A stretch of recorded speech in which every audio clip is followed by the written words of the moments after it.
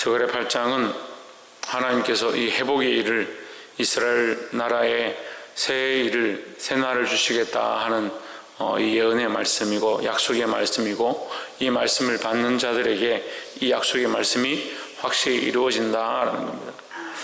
우리가 이것을 믿음으로 받아야 합니다. 하나님은 이 약속의 말씀을 성실과 정의로 말씀하신다 했습니다. 우리가 하나님 나라를 소망하고 구원을 바라보는 것 또한 하나님께서 성실과 정의로 우리에게 주셨고, 우리가 그걸 믿음으로 받을 때 그것이 우리 것이 된다라는 겁니다.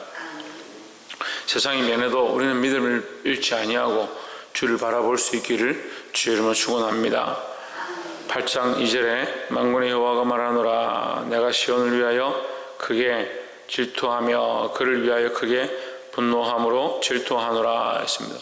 여기 하나님께서 질투하신다 하는데, 여기에 질투는 하나님의 성품 가운데 질투가 있는 것이 아니라 우리를 사랑하시는 마음이 질투하게 한다. 하나님 우리를 사랑하신다. 누구를 위하여? 너희를 위하여, 우리를 위하여 질투하신다. 하나님의 질투는 누구를 위한 것이냐? 우리를 위한 것이다. 일반적인 질투는 자기를 위해서 질투합니다. 자기 생각대로 되지 않는다든지, 자기가 사랑하는 사람이 자기를 사랑해 주지 않는다든지 할 때 질투하는데, 하나님의 질투는 하나님을 위한 질투가 아니고 우리를 위한 질투다, 이렇게 말씀하시는 겁니다. 그래서 일반적인 질투가 아니라 특별히 우리를 사랑하셔서 우리를 바른 길로 가게 하시고 바른 말씀을 바라보게 하시고 하나님을 온전히 사랑하게 하고 믿음에 서게 하기 위한 하나님의 질투하는 마음이다 라는 거죠. 하나님 늘 우리를 위하시며 우리를 향한 사랑을 가지고 있다는 이 사실을 잊지 않기를 소망합니다. 우리는 그걸 잘 잊어버리죠. 잘 잊어버리니까 하나님 우리를 사랑하는가, 우리를 구원하기 원하는가, 우리에게 복주기 원하는가, 그것은 생각하지 않고 우리의 눈앞에 당장 처해 있는 거, 당장 가지고 싶고 당장 먹고 싶고 당장 하고 싶은 것만 바라보다 보니까 하나님의 이 마음을 헤아리지 못한다는 거예요. 3절에 나 여호와가 말하노라, 내가 시온에 돌아왔은즉 예루살렘 가운데 거하리니 예루살렘은 진리의 성읍이라 일컫겠고 만군의 여호와의 신은 성산이라, 여호와의 산은 성산이라 일컫게 되리라 했습니다. 누가 돌아오느냐? 하나님께서 돌아오겠다. 하나님께서 너희와 함께 하겠다. 너희와 함께 거하겠다 하는 겁니다. 이것이 우리를 향한 하나님의 마음이고, 하나님 우리를 회복하고자 하시는 하나님의 마음을 우리에게 가르쳐 주신다라는 겁니다.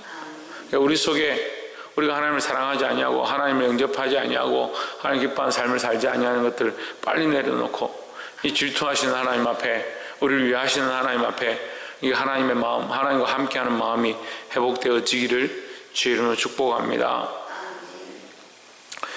5절에 그 성읍거리에 동남과 동녀가 가득하여 거기서 장난하리라 했습니다. 4절에는 늙은 아비와 늙은 어미, 늙은 자들, 노인과 아이들이 함께 가득하다. 그 전에는 어땠느냐? 이 백성들이 없어서 이 성읍이 사람이 없는 황폐한 성읍이 되었다. 그런데 하나님께서 다시 그들을 돌아오게 하셔서 거기 가득하게 하신다. 이걸 뭐라고 합니까? 회복과 충만이라는 겁니다. 회복과 충만. 하나님께서 하나님의 역사를 통하여 회복케 하시는데 어떻게 하느냐? 충만하게 하신다. 영적인 충만도 충만이고 육적인 충만도 충만이다. 그래서 특별히 하나님께서 이 백성들 많이 돌아오게 하셔서 이 성읍 가운데 충만하게 하시는 이 축복이 있기를 소망합니다. 그래서 우리 사업 가운데, 우리 삶 가운데 하나님과의 관계가 회복되어지면 하나님께서 채우신다. 그래서 먼저 뭐가 회복되어야 되느냐? 하나님과의 관계, 영적 관계가 먼저 회복되어야 된다는 거죠. 그 영적 관계는 회복되어지지 않으니까 또한 육체에 필요한 것들이 공급되어지면 좋겠다라고 하나님 앞에 기도하지만, 그것은 영이 회복되어지지 않는 회복은 결국 우리가 오히려 망하는 길이라는 거예요. 하나님 앞에 하나님과의 관계를 먼저 회복하기를 소망합니다. 7절에 만군의 여호와가 말하노라, 내가 내 백성을 동방에서부터 사방에서부터 구원하여 내고, 8절에 인도하여다가 예루살렘 가운데 거하게 하리니 그들은 내 백성이 되고 나는 성실과 정의로 그들의 하나님이 되리라 했습니다. 이 하나님의 원래 마음은 회복이다라는 거죠. 근데 여기 회복을 어떻게 하느냐? 성실과 정의로 한다.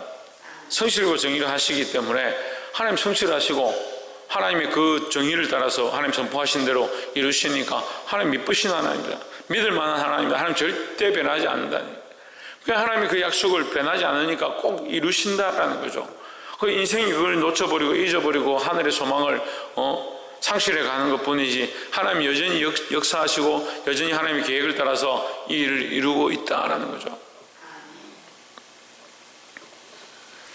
13절에 유다 백성아, 유다 족속아, 이스라엘 족속아, 너희가 이방 가운데서 저주가 되었었으나 이제는 내가 너희를 구원하여 너희로 축복이 되게 하리니 두려워 말지니라. 손을 견고히 할지니라 했습니다. 그 이전에는 너희가 하나님을 잊어버리고 세상과 짝할 때 하나님 질투하시고 너희를 위하여 회복하기 원하셨다. 그러니까 우리가 하나님의 관계를 회복하고 하나님을 사랑하고 영적인 회복이 일어나면 동남동녀가 가득하고 늙은이가 가득한 그 충만함의 축복을 주신다. 근데 전에는 어쨌느냐? 저주의 거리가 되었다. 사람들이 너희를 보고 손가락질하고 비방했었다. 하지만 하나님께서 너를 어떻게 하시냐? 축복이 되게 하신다. 하나님 우리를 축복하시고 우리를 복의 근원이 되게 하기 원하십니다. 그리고 아브라함에게 네가 복의 근원이 될 것이고 너로 말미암아 복의 통로가 된다. 이렇게 축복하셨습니다. 믿음의 조상 아브라함이다. 그러면 믿음의 조상인데 복의 통로가 된다는 말은 무슨 말입니까? 예? 믿음의 조상인데 복의 통로가 된다는 말이 무슨 말입니까? 우리가 믿음의 조상이다. 믿음으로 시작되어진 자, 그로 말미암아 복이 시작된다는 말은 이 믿음을 이어간다는 거예요.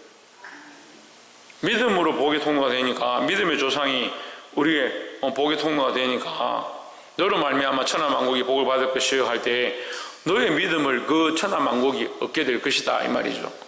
우리가 믿음으로 이 길을 따라가는 겁니다. 아브라함을 따라갔던 우리가, 아브라함을 통하여 복의 근원이 되길 원했던 우리가 예수 그리스도의 십자가로 말미암아 또한 복의 통로가 되어야 하는데, 이것이 뭐냐? 믿음의 통로다. 믿음의 통로. 믿음으로 그 길을 가는 겁니다. 우리가 믿음의 길을 가지 않는데 어떻게 이 복의 통로가 되겠냐? 하나님께서 우리에게 이 축복을 주기 원하는 겁니다. 이 구원을 소망하고 하나님께서 미쁘셔서 성실과 정의로 우리에게 약속하신 이 사실을 어떻게 해야 되냐? 이 약속을 어떻게 해야 되냐? 믿음으로 붙잡고 살아가야 된다는 거죠. 믿음으로 사시기 바랍니다.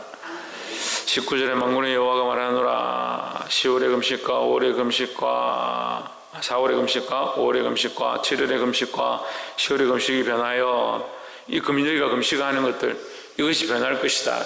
이 금식은 왜 하느냐? 동의하고 자박하고 죄를 지었고 이거 흉악한 결박 가운데 묶여있고 어려운 상황 가운데 지금 포로로 잡혀가 있으니까 하나님 앞에 금식을 선포하고 기도한다는 거죠. 하지만 너희의 기도가 없어져야 된다는 말이 아니고 너희의 이 슬픔이 없어진다. 슬픔 변화에 뭐가 되느냐? 유다 족속에게 기쁨과 즐거움과 희락의 절기가 되리니 오직 너희는 진실과 화평을 사랑할지니라 했습니다. 하나님 우리에게 뭘 주기 원하냐? 기쁨과 즐거움과 희락을 주기 원하신다. 우리의 슬픔을 변하여 기쁨이 되게 하신다는 이 시편의 노래와 같이 우리의 이 슬픔, 우리의 이 괴로움, 이 육체에 살아가는 이 고통들이 변해서 기쁨과 즐거움이 될 이 약속을 하나님 우리에게 허락하셨다는 거예요. 특별히 죽음의 고통이 있겠지만 우리는 영원한 하나님 나라의 영원한 구원을 또한 꿈꾸고 있다는 거예요. 하나님께서 주실 이 기쁨을 맛보시길 소망합니다. 근데 특별히 이 기쁨 가운데 하나님이 또한 더 큰 축복의 통로를 사용하시고 원하는데 23절에 보면 만군의 여호와가 말하노라 하십니다. 박창조. 그날에는 당연히 다른 열국 백성 10명이 유다 사람 하나의 옷자락을 잡을 것이라 했습니다. 그러니까 말이 통하지도 않고 대화가 되지도 않는 사람들이 누구를 잡느냐? 유다 족속을 잡는다. 왜 잡느냐? 그들을 잡아야만 살 수 있겠다 생각하는 겁니다. 말이 잘 이해되지 않고 상식적으로 통하지 않고 무슨 예수 믿어야 구원받느냐? 예수밖에 구원이 없느냐? 다른 거 믿어도 다 구원받지 않느냐? 아니다. 예수밖에 없다. 오직 예수밖에 없다. 말도 안 된다. 하지만 그 말도 안 되는 유다 족속 한 사람을 붙잡고 말이 다른 그 사람들이 그들을 붙잡아서 함께 구원의 통로로 함께 예루살렘으로 들어오는 것처럼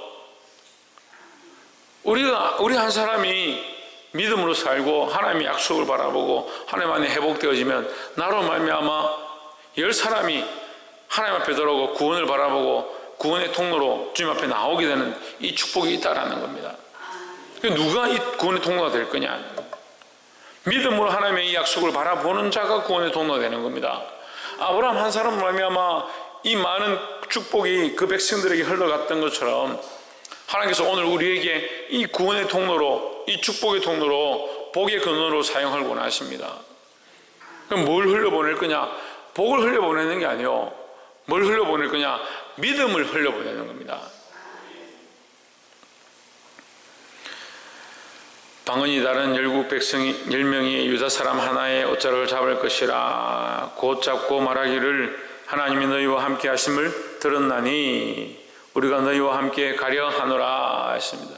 우리가 세상에 자랑할 거는요, 우리가 재물이 많다, 우리가 재주가 많다, 우리가 명철하다, 우리가 똑똑하다, 나를 따라와라, 그렇게 할 것이 아니고 하나님이 우리와 함께 하심을 세상에 보여야 된다는 겁니다.